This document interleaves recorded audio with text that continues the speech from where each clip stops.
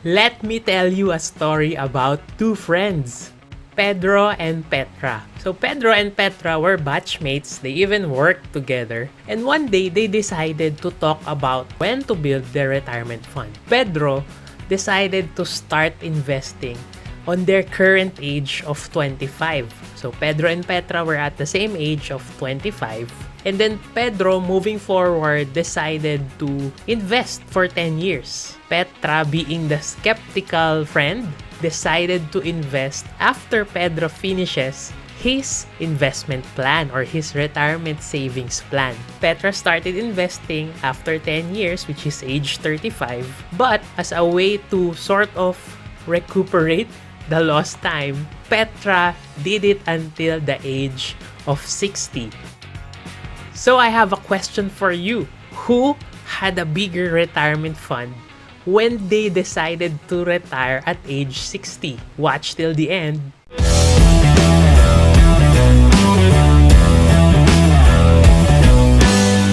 If you're new to this channel, don't forget to click the thumbs up button, subscribe to this YouTube channel, and don't forget to click the notification bell so you'll get updated about my next videos for you. This is Argel Tiburcio, a book author, licensed financial advisor, and financial literacy advocate. For this video, let's talk about when to start your retirement fund.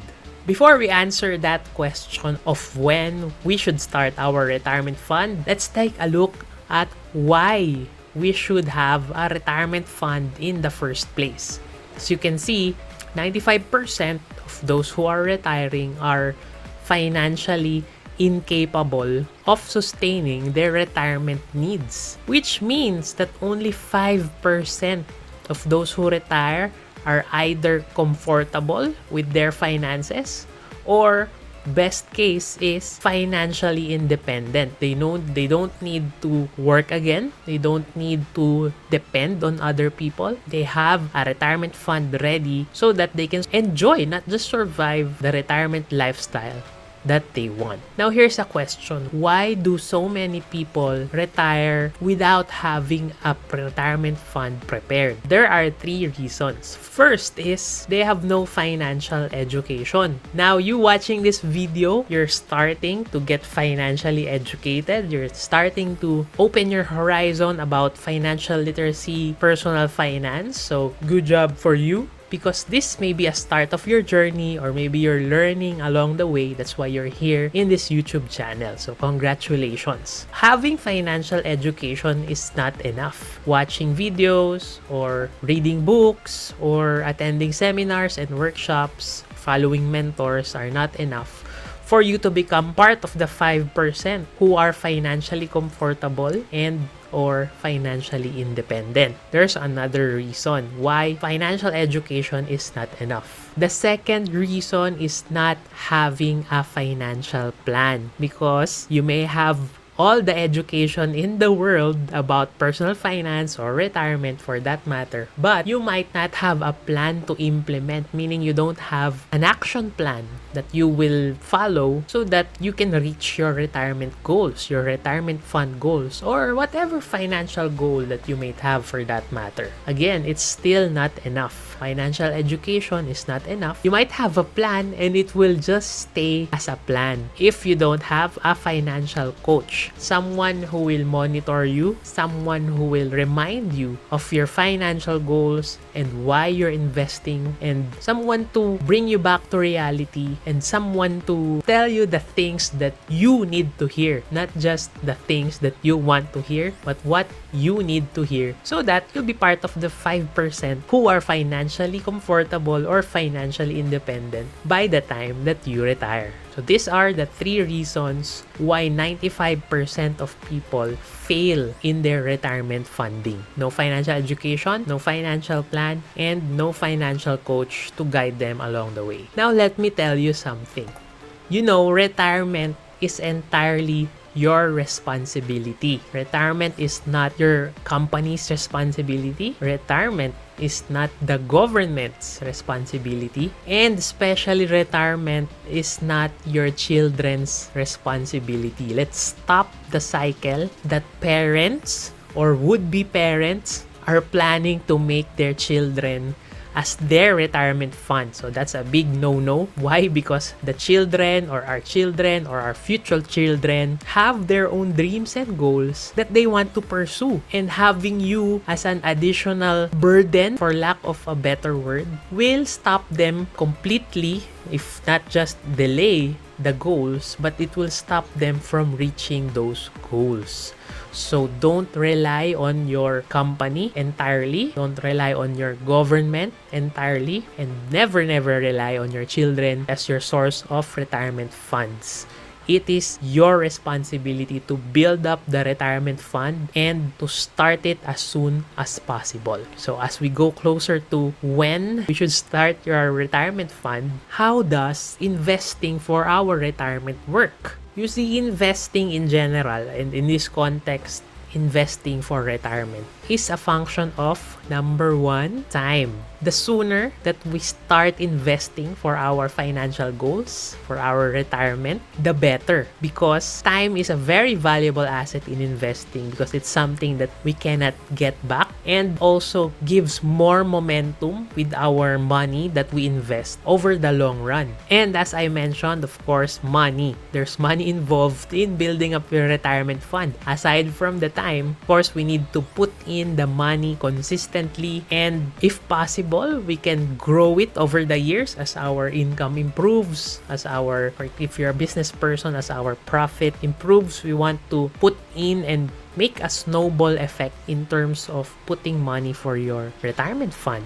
As a rule of thumb, in terms of money, the starting mindset that I want you to have is to set aside 20%. That's your first target. 20% set aside for your future savings and investment goals. Now, if you don't have 20% or you can't spare 20% yet, it's no problem. What I want you to do is to build the habit. You can start with maybe 5% and then work your way towards 20% as you get used to saving up or setting aside a certain percentage of your cash flow, of your income, to your investments and savings account. Aside from time and money, of course, there's another factor, and that is the return or the rate of return. So this is depending on the vehicle that we choose for retirement. So there are lots and lots of investment vehicles available for us. There's no one-size-fits-all investment when it comes to saving up for any financial goal or for retirement. And that's another whole video for us to tackle. We just have to know that the returns is also a significant factor in building up our retirement fund. So just to recap again, time, money, and returns affect our retirement fund in the future. Now that we know why we should have a retirement fund and how can we start building up this retirement fund, let's go back to the two friends that we introduced in the beginning of this video. Who do you think had a bigger retirement fund? Was it Pedro, who started at age 25, invested for 10 years? Or is it Petra, who started late? She started 10 years after Pedro, but she invested the same amount continuously until age 60. Just to clarify some things about this illustration, the first thing that you need to take into account is that Pedro and Petra decided to save up the same amount of money yearly. Okay, in this case, I decided to compute using 24,000 pesos per year, meaning that's around 2,000 per month. So they both set aside 24,000 per year. So they just differed from the time they started and the amount that they totally invested based on the time horizon, remember, that they saved up or that they invested on. And of course, to make it fair for Pedro and Petra, they also decided to invest on the same vehicle. Okay, my assumption here is that they invested on something that will give them 10% per year return. Now, let's go and take a look at how much their retirement fund is when they reach the age 60. So, Pedro started investing at age 25 and did it for 10 years. So, a total of 240,000 pesos on the span of 10 years for 24,000 a year. And by age 60, this is his total retirement fund, 4.15 million pesos. If Petra started investing at age 35, which is 10 years after Pedro, and she did it until age 60, meaning that's 25 years, from 35 to 60. Who do you think had more funds in their retirement savings? Is it Pedro or Petra? Let's have a look. It's Pedro. As you can see, there's a cost in delaying. Even if you save up for a straight 25 years, but you decided to start later rather than sooner, it will take a big toll in your retirement fund. It's around 1.8 million difference between their retirement funds. So, what's the lesson here? Start early. If you're watching this video and you're still thinking about saving up for retirement, you should start now. Now is the time. This is the sign that you should start with your retirement fund. So that's the lesson here. But did you know that there is a third friend, and that is Juan? Juan is the real winner. As you can see, he overheard the conversation of Pedro and Petra and decided to start right away like Pedro. Plus, he also decided to invest until age 60. So he did not stop investing.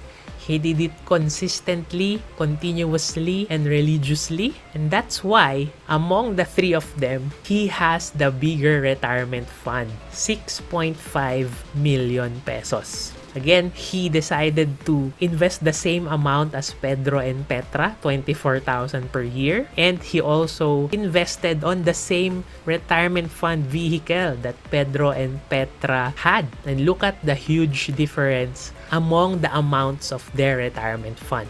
So again, this drives the point of the three factors that contribute to the returns or to the amount of your retirement fund, right? Time, money, and the returns. He took advantage of the time. He started right away, and he also took advantage of the money factor because he didn't stop investing. He continued to save up for that retirement fund until the snowball effect took care of the returns, and continuously and religiously saving created a very significant retirement fund for Juan. So, to answer the question of when to start your retirement fund, you have to start today, and you should stop right before you retire. The day before you retire is the day you stop saving for your retirement. It gives you the advantage of time, gives you the advantage of money, and of course, by choosing the proper vehicle for you to ride towards your retirement fund goal. Now, if you're still watching up to this point, don't forget to click the thumbs up button, subscribe to this YouTube channel, and click the notification bell. Again, I'm Argel Tiburcio, a book author, licensed financial advisor, and financial literacy advocate. And if you want to start your retirement fund, I can help you out. Go ahead and check the description of this video or go to my Facebook page and message me there. And if you see yourself doing what I do as a financial advisor and a financial literacy advocate, I have a platform ready for you. You can join our team. Just go to argeltiburcio.com/join to start your journey. Thank you so much for taking the time and watching this video. Don't forget to share this with your friends if you were amazed about how Pedro, Petra, and Juan started and built their retirement fund. Share this with your friends, family, and colleagues. See you again on my next videos.